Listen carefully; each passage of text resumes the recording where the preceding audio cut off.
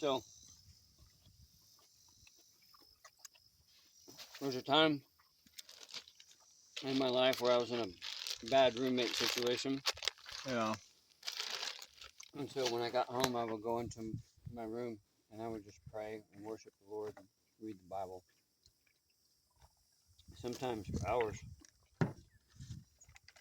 And one of the times while I was praying and worshiping, I entered into kind of a vision, if you will. I didn't see it with my eyes. It was a thing that was occurring in my mind, but it was a thing that I wasn't in charge of. I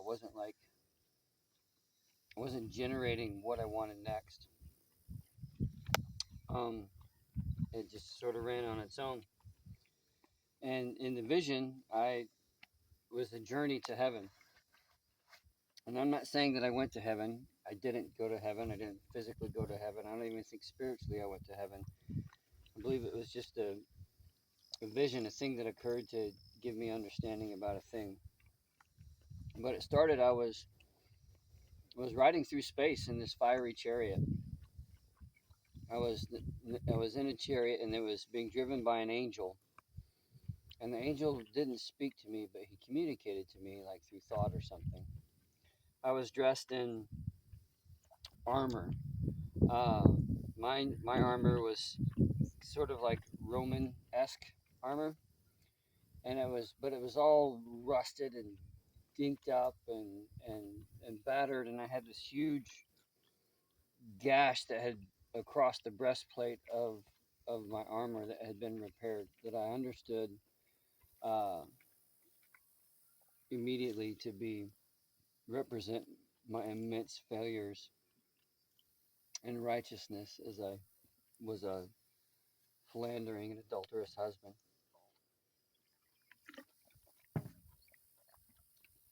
Um,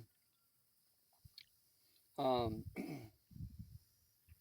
so we rolled through space and we came upon this like a landing. And it was just gray barren rock, but it was immense light that I was undiscernible in the distance. And at the base of this gray barren rock was this horse, and it was a horse that it was like it was made of light. It didn't have a color. It was made of light and it emanated light. He had a saddle, um, and he had reins but no bit in his mouth. And the angel directed me to the horse, and so I got on the horse and I started riding this horse, and it was this.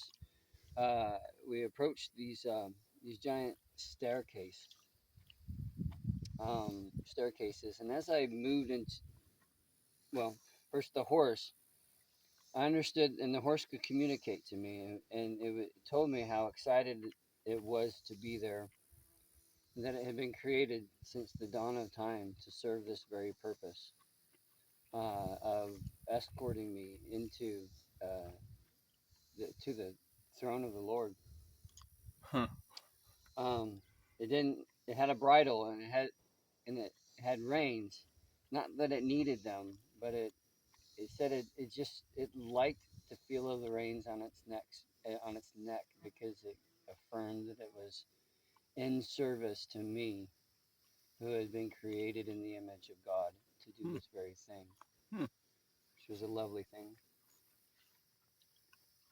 As I transitioned into the light, my armor transformed, and suddenly all of the dings and all of the spots and all of the broken and rusted areas and this huge gash across the breastplate, um, it transformed, and suddenly all that was a ugly and marred repair became, it was made from gleaming gold and silver, and it formed this beautiful beautiful pattern. And so this ugly old armor um,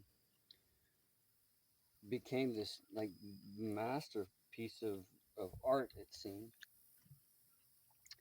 And I rode this horse, and we came across these stairs that were really wide at the base and narrowed as you went up, and the horse started taking me up the stairs, and there were people there. There were people that were just cheering. It was like a parade. And the horse told me that this is a thing that the people who are in heaven that they love to do. They love to just go cheer on and welcome people into the kingdom of heaven because they know they know what is about to happen. And all of them, they're all dressed in white robes, and they all had crowns on their heads, and they had cups on their belts, and their crowns were different. Some people's crowns were just skinny little like gold, bands, and other people had large crowns, and they were all different. And I could see up, uh, like up high, there were these thrones where these people were sitting, and they had these massive, amazing crowns. Hmm. Um, and my horse told me that those were the apostles and the prophets, and that one day I will get to talk to them, but I don't get to talk to them yet. And they weren't like they were just calmly observing. They weren't like cheering and waving and shouting like the people on the sides were. Um, and so I just rode this horse up these stairs, and it came to a platform. Um,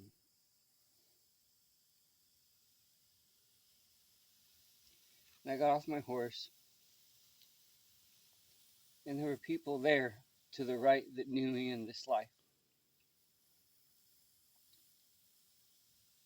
And I couldn't speak to them. My grandfather was there. And when I got off my horse walked to him, and he took the reins of my horse and led it over there with that group. And he was young, and he was smiling. And to my left, there was this little like booth. It was a booth that was made of like wooden posts with some like linen fabric over the top on a wooden table. And there was a man there and it was Jesus, but he looked like sort of what you imagine Jesus to look like. He was, had brown hair and a beard, but his skin was bronze, and everyone else, like the people that I that knew me up there, and everybody in their robes, their skin was like this brilliant bronze, right? So I recognized them, but they didn't really look like they looked like as humans, and they were certainly without their infirmities. And so there I am, and there's Christ, and he's at this table, and he's not speaking to me either, but he just indicates to me for my armor. So I take off. I start taking off my armor, and I lay it at the table. I take the helmet and the breastplate, and I lay the shield down. And I had like shin greaves on. I put them on the plate, and he just took them, and he started bending and shaping and compressing all of this metal armor with his hands, and he molded it into a crown. And that's when I understood these crowns that these people were wearing, and and and the beautiful patterns of repair work that existed in my armor were now represented in this magnificent looking crown. Um, and the only thing that I did not surrender was my sword. But when I looked down to my sword, it was no longer a sword, but it was a cup. Yeah, Um, that's interesting. um, and and Jesus didn't say anything to me still. So he took this. So he made this crown, and he didn't give it to me. But he indicated that I was to proceed up the stairs, which I understood that I was going to go before the Father. And so I made my way up the stairs, and I don't, in my vision, I didn't see the Father, but I got there, and I could see Jesus was standing at the right hand of the Father with the crown that he had formed with his hands, so that he could give it to me, so that I could lay it at the Father's feet. And that was the end of my vision. And then I came out of it. I was like, man, what was that? Can you I don't know. can you explain how everybody had different crowns, Yeah. but they didn't regard? Yeah, right. So everyone had crowns, and their crowns testified to the work that God did in them in this life, and their works and their obedience to the Word. But it was amazing. Everyone